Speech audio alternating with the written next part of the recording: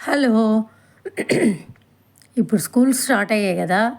కొన్ని స్కూల్స్ అయితే మరి 7:15కి, 7:30కి ఉన్నాయి. అలాంటప్పుడు దోసలోకి ఆలు కర్రీ చేయాలంటే చాలా కష్టం. ఇలా చేస్తే చాలా ఈజీగా చేయొచ్చు.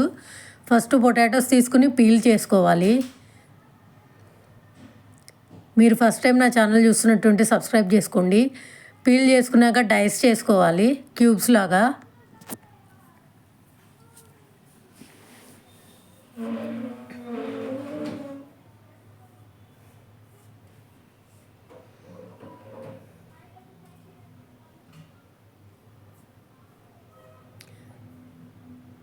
మనం 5 విజిల్స్ పెట్టి అవి ఉడికాక మళ్ళీ చల్లనీళ్ళలో వేసి పొట్టు తీసి ఇవంతా శ్రమ ఏముండదు. ఇలా చేస్తే ఈజీగా చేసుకోవచ్చు.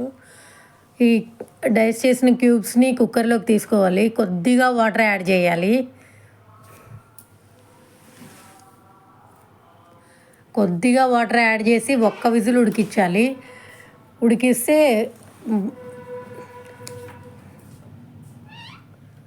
బాగా ఉడికిపోయి కర్రీ చేసుకోవడానికి రెడీగా ఉంటాయి.